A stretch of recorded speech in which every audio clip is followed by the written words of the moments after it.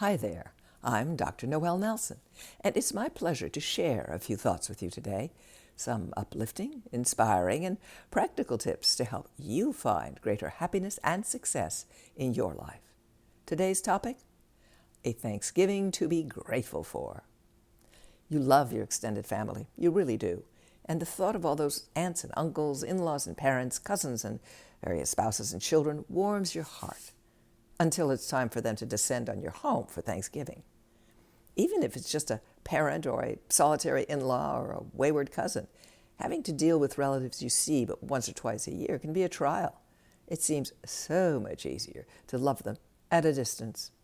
Hey, at a distance, you forget all about Aunt Ethel's obnoxious eating habits or your mother-in-law's critical comments about you, your hair, your children, your home, your job, your pets, your cooking, everything. You welcome them with love and smiles into your home for the Thanksgiving feast you've prepared to the very best of your culinary ability, with care for each of their individual preferences, trying not to let your frantic last-minute running around show. And here they are, and here's the feast, and all is well. But it doesn't take too long for Aunt Ethel's chomping to get at you, or those critical comments from your mother-in-law to make you grit your teeth, biting back the sharp retort that you long to give. Somehow, all the thanks in Thanksgiving, the spirit of gratitude, appreciation, and tolerance for one another, disappears, even before the pumpkin pie is served. Time for a shift in focus, that is.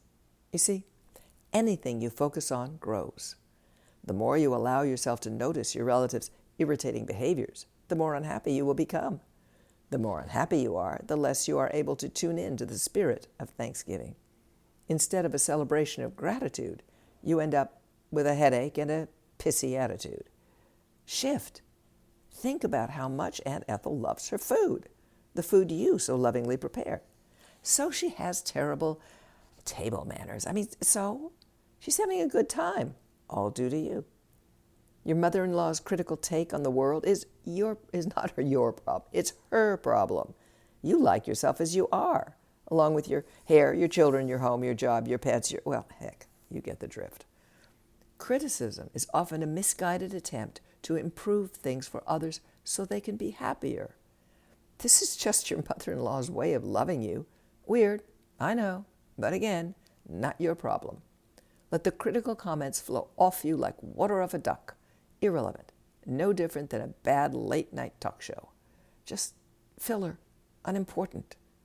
Focus on what does matter. The guests who are enjoying themselves, how nicely your casserole turned out, that the table looks lovely. Focus on how grateful you are to have a family, of one or two or many. Focus on how good it is to be alive and to have the goodness that exists in your life. Focus on giving thanks and let the rest just roll on by, and you will have a Thanksgiving to be grateful for. Thank you for listening to Up, and check out my latest book, Phoenix Rising, Surviving Catastrophic Loss, Fires, Floods, Hurricanes, and Tornadoes.